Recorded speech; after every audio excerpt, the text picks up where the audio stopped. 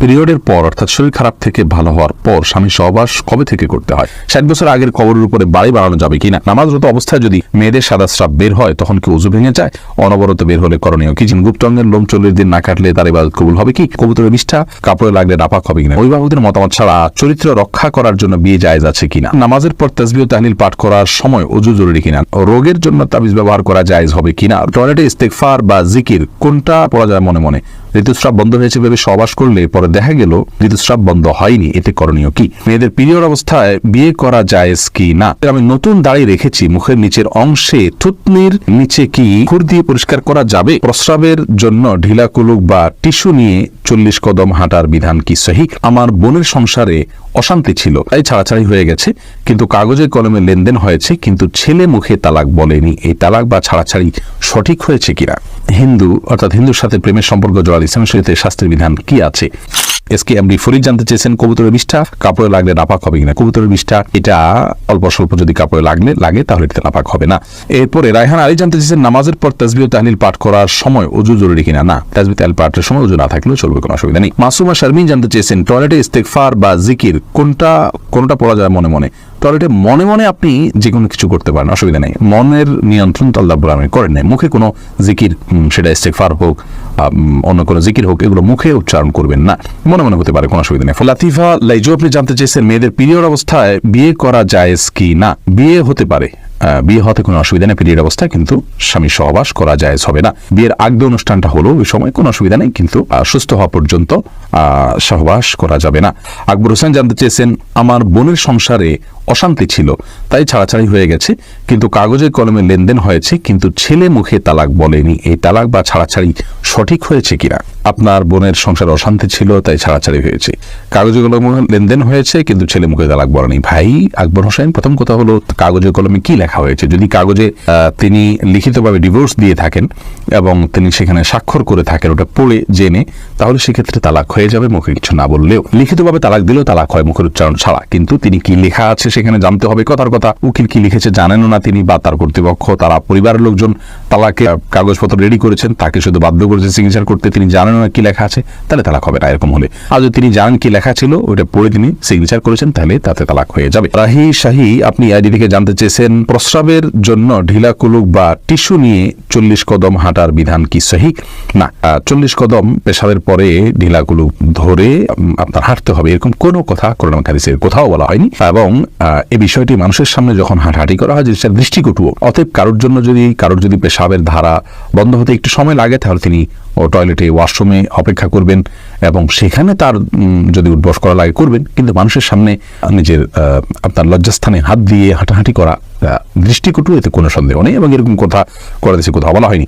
Prince রাফিন আপনি জানতে চেয়েছেন পড়ে যাওয়া চুল বিক্রি করলে গুনাহ হবে কিনা? যে চুলগুলো পড়ে গেছে সেগুলো বিক্রি করলে গুনাহ হবে, কারণ হলো মানুষের শরীরের কোনো অংশ বিক্রি করা জায়েজ নাই। আল্লাহ রাব্বুল আলামিন আমাদের শরীরের কোনো অংশকে বিক্রি করার অধিকার দেননি, কারণ এগুলো সবগুলোর মালিকানা আল্লাহ তাআলা, আমাদেরকে শুধু ইউজ করতে দেওয়া হয়েছে, আমরা এগুলো বিক্রি করতে পারি না। রুবেল মাহমুদ আপনি জানতে চেয়েছেন আমি নতুন দাড়ি রেখেছি, মুখের নিচের অংশে থুতনির নিচে কি খুর দিয়ে পরিষ্কার করা যাবে? ভাই রুবেল, আপনি নতুন দাড়ি রেখেছেন, সেজন্য প্রথমে আপনাকে মোবারকবাদ জানাচ্ছি। আল্লাহ রাব্বুল আলামিন আপনাকে পূর্ণ একটি আমল, এটার উপরে অটল অবিচল থাকার তৌফিক দান করুন। বিশেষ করে আজকাল আমাদের যুবক ভাইদের জন্য এই আমলটা করানো বেশি কঠিন হয়ে যায়। মুখের নিচের যে অংশ, থুতনির নিচের অংশ, এটা খুর দিয়ে আপনি পরিষ্কার করা যাবে কিনা বলেছেন। এটা পরিষ্কার করার প্রয়োজন নেই, কিন্তু যদি গলায় থাকে এগুলো আপনি পরিষ্কার করতে পারেন, কারণ এগুলো দাড়ি নয়। কিন্তু এই থুতনির কিছুটা নিচে হলে এগুলো দাড়ি। অতএব থুতনির দিকে যদি গলার দিকে চলে আসে, কিছু দূর অনেকের আসে এবং এটা বিরক্তির কারণে, তাহলে এইটুকু আপনি চাচতে পারেন। কিন্তু থুতনিতে যেগুলো থাকে, অর্থাৎ এই যে চোয়াল হাড্ডি, হাড্ডির উপরে এবং হাড্ডির উপরে নিচে ধারে কাছে যেগুলো আছে, এগুলো সবগুলো দাড়ি হিসেবে বিবেচ্য, এখন এগুলো কাটবেন না। তাহনিয়া আপনি জানতে চেয়েছেন ঋতুস্রাব বন্ধ হয়েছে ভেবে সহবাস করলে পরে দেখা গেল ঋতুস্রাব বন্ধ হয়নি, এতে করণীয় কি? দেখুন হামিদ আল তাহনি, ঋতুস্রাব বন্ধ হয়েছে ভেবে সহবাস করেছেন, পরে যদি দেখেছেন না আসলে বন্ধ হয়নি, তাহলে সেক্ষেত্রে ইস্তেগফার করুন, যে ভুল হয়ে গেছে, ইনশাআল্লাহ এর কারণে গুনাহ হবে না। কিন্তু জেনে শুনে ঋতুস্রাবের মধ্যে সহবাস হলে সেক্ষেত্রে হাদিসে রাসূল আকরাম সাল্লাল্লাহু আলাইহি ওয়াসাল্লাম শিক্ষা দিয়েছেন কিছু সাদকা করার জন্য, কাফারা হিসাবে কিছু গরিবদেরকে যার সাধ্য অনুযায়ী, যার সাধ্য আছে অল্প তিনি অল্প 100-200 দিলেন, আর যার সাধ্য অনেক বেশি আছে তিনি বেশি দান করে দিবেন। এটার জন্য পরবর্তীর জন্য সাবধান হতে হবে, যাতে নিজের ভুলের কারণে কোনো গুনাহে আমরা লিপ্ত না হয়ে যাই। এটাই বা আমাদের দ্বারা ভুল কিছু না হয়। এরপরে সুইটি আহমদ আপনি জানতে চেয়েছেন রোগের জন্য তাবিজ ব্যবহার করা জায়েজ হবে কিনা। রোগের জন্য তাবিজ ব্যবহার করা ইসলামী শরিয়ার শিক্ষা নয়, সুন্নাহ নয়। রাসূল আকরাম সাল্লাল্লাহু আলাইহি ওয়াসাল্লাম ঝাড়ফুঁকের শিক্ষা দিয়েছেন। শুধু বাচ্চারা যারা পড়তে পারে না তাদেরকে ঝাড়ফুঁক সবসময় করা যায় না, বা করেও নিয়মিত ঝাড়ফুঁক করা যায় না, তেলাওয়াত করা করতে পারে না, তারা এই ক্ষেত্রে তাদেরকে তাবিজ দেওয়া যায় কিনা কোরআন হাদিসের আয়াত দিয়ে, কোরআন আয়াত এবং হাদিসের দোয়া দিয়ে শুধুমাত্র, সেটাকে কোনো জায়েজ বলেছেন। কিন্তু রাসূল আকরাম সাল্লাল্লাহু আলাইহি ওয়াসাল্লাম কাউকে কখনো তাবিজ দেননি, দিতে বলেননি। তিনি যেটা বলেছেন ঝাড়ফুঁক করা নিজের জন্য, অন্যের জন্য। অতএব তেল পোড়া, পানি পোড়া বা বিভিন্ন আয়াত তেলাওয়াত করে ফুঁক দেওয়া, এটাই হলো মূল ট্রিটমেন্ট, সেটাতে আমাদের যাওয়া উচিত, সুন্নাহ সেটাই। সঞ্জিদা তামান্না জানতে চেয়েছেন অভিভাবকদের মতামত ছাড়া চরিত্র রক্ষা করার জন্য বিয়ে জায়েজ আছে কিনা। অনেক গুরুত্বপূর্ণ প্রশ্ন, এবং এই প্রশ্নটা অনেকেই করে থাকেন। দেখুন, মেয়েদের বিয়া অভিভাবকের অনুমতি ছাড়া এটা জায়েজ আছে কিনা এ বিষয় নিয়ে বিস্তর মতপার্থক্য আছে। ইমাম আবু হানিফা রাহমাতুল্লাহর মতে প্রাপ্তবয়স্কা মেয়ে হলে তিনি নিজের বিয়ে নিজে করতে পারেন অভিভাবক অনুমতি ছাড়া, যদি অন্যান্য ইমামদের মতে এবং বেশিরভাগ ইমামদের মতে এটি জায়েজ নাই। তো এক্ষেত্রে একজন মেয়ে মানুষ তার পরিবারকে বোঝানোর চেষ্টা করবেন। পরিবার যদি এতই নাছোড়বান্দা হন, সবচেয়ে বড় কথা হলো যে আপনি নিজেকে অহেতুক যৌন বিষয়গুলোকে মানুষের মধ্যে সেগুলোর প্রতি আগ্রহী করে তুলে এরকম কাজ থেকে নিজেকে দূরে রাখা উচিত।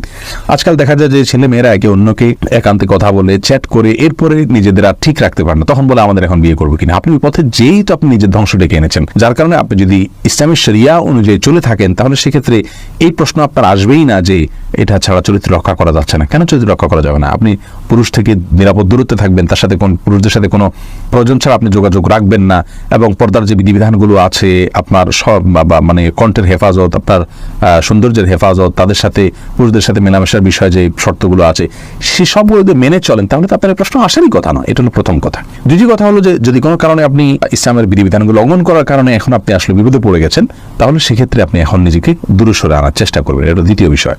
তৃতীয়ত হলো অভিভাবক সম্মতির বাইরে, তাদের মতামতের বাইরে নিজেরা মতামত নিয়ে আর নিজেদের মতামতের ভিত্তি করে খুব বেশি সংখ্যক মানুষ শান্তিতে থাকতে পারেন না। এটা হলো বাস্তবতা, এবং বিয়ে ভেঙে যায় এর হারেই বেশি। যার কারণে এই জায়গা থেকে আমরা সরার চেষ্টা করবো। হ্যাঁ, যদি কোনো অভিভাবক বয়স হয়ে গেছে, তারপর দিচ্ছেন না, এবং দিনদার ছেলেকে তারা পছন্দ করেন না, তাহলে সেক্ষেত্রে তার ইসলামী শরীয়ত দৃষ্টিকোণ তার অভিভাবকত্বের অধিকারী নেই। তখন আপনার পক্ষ থেকে এলাকার ইমাম অভিভাবককে আপনার গণত্র বিয়ে দিতে পারে। কিন্তু বিষয়গুলোকে মাথায় রাখতে হবে, শুরুর ধাপে আপনি এটি অবলম্বন করতে পারবেন না।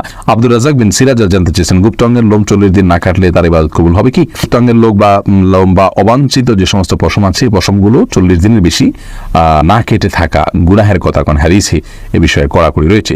আর কে হীরা আপনি জানতে চেয়েছেন একজন মুসলিম অমুসলিমের হিন্দু অর্থাৎ হিন্দুর সাথে প্রেমের সম্পর্ক জড়ালে ইসলাম শরীয়তে শাস্তির বিধান কি আছে। দেখুন, একজন মুসলিমের সাথেই প্রেমের সম্পর্কে জড়াতে পারে না। প্রেম বলতে আমরা বুঝি আজকাল বিবাহ বহির্ভূত নারী পুরুষের সম্পর্ক। এই সম্পর্ক, এই ভালো লাগা, এটা সব ভালো লাগাকে যদি আমরা বৈধতা দিই, তাহলে সেক্ষেত্রে আর পৃথিবী তার আপন অবস্থাতে শৃঙ্খলায় থাকবে না, বরং নিজের চাওয়া পাওয়াকে কন্ট্রোল করা, নিয়ন্ত্রণ করা, এটাই ইসলাম আমাদেরকে শিক্ষা দেয়। বিধায় একজন মুসলিম পুরুষ যেখানে একজন মুসলিম নারীর সাথে প্রেম করা, বিবাহ বহির্ভূত সম্পর্ক করা জায়েজ নাই, সেখানে একজন অমুসলিমের সাথে করার প্রশ্নই ওঠে না, কারণ সেটি গুনাহ তো হবেই।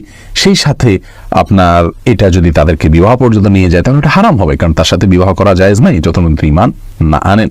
বিধায় যদি তিনি ঈমান আনেন, তাহলে ঈমান আনার পরে তাকে সরাসরি বিয়ে করবেন, কিন্তু বিবাহ বহির্ভূত প্রেম এটি জায়েজ নয়। এটি প্রতারণা এবং ভোগ ছাড়ার কিছু নেই। এখানে কোনো সামাজিক কমিটমেন্ট থাকে না, এটা অনাচারের অন্তর্ভুক্ত।